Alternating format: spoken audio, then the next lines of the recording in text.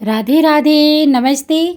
वट सावित्री का व्रत सुहागिन महिलाओं के लिए बहुत महत्वपूर्ण होता है। यहाँ आपको इस व्रत से जुड़ी सभी महत्वपूर्ण जानकारी मिलेगी। तिथि और शुभ मुहूर्त। इस वर्ष 2025 में वट सावित्री का व्रत 26 मई सोमवार को मनाया जाएगा। यह ज्येष्ठ मास की कृष्ण पक्ष की अमावस्या तिथि है।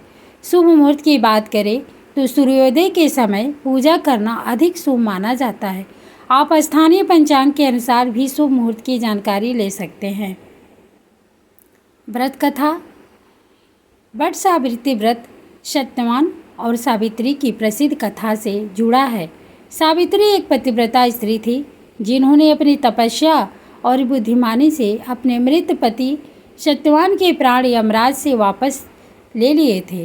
कथा के अनुसार सावित्री के पति सत्यवान की मृत्यु अल्पवायु में ही हो गई थी।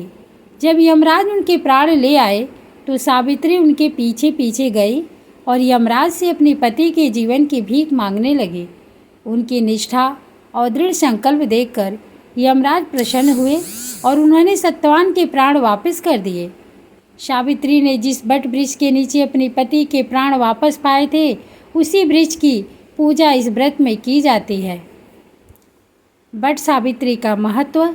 यह व्रत मुख्य रूप से पति की लंबी आयु और सुखी दाम्पत्य जीवन और संतान सुख की कामना के लिए किया जाता है।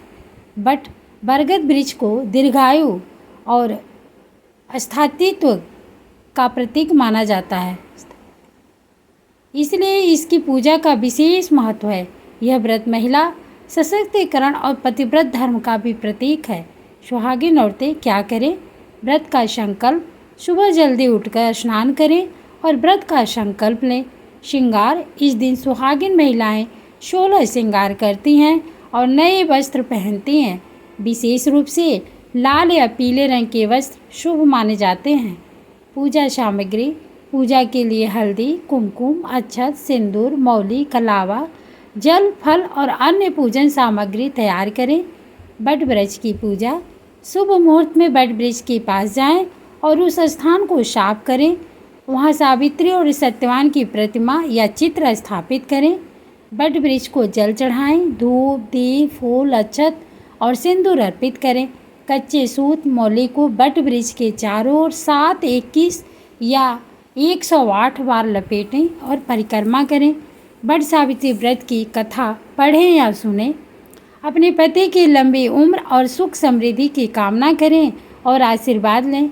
अभिवादन। पूजा के बाद घर लौटकर सबसे पहले अपने पति के चरणों को जल से धोएं, उन्हें पंखा झलें, टीका लगाएं और कलावा बांधें। इसके बाद उन्हें व्रत का भोग अर्पित करें और भोजन कराएं। आहार। इस दिन व्रत रखने वाली महिलाएं दिन भर निराहार या फलाहार रहती हैं। कुछ महिलाएं केवल मीठा भोजन करती हैं और सूर्यास्त से पहले भोजन ग्रहण करती हैं। व्रत के दौरान अनाज का सेवन नहीं करना चाहिए। प्याज, लहसुन, अंडा, मांस और मछली से परहेज करें। दान। अपनी श्रद्धा अनुसार दान पुण्य करना भी शुभ माना जाता है। श्रृंगार का महत्व। इस व्रत में सुहाग के 16 श्रृंगार का विशेष महत्व होता है। यह वट सावित्री व्रत का महत्व और उसे करने की विधि है।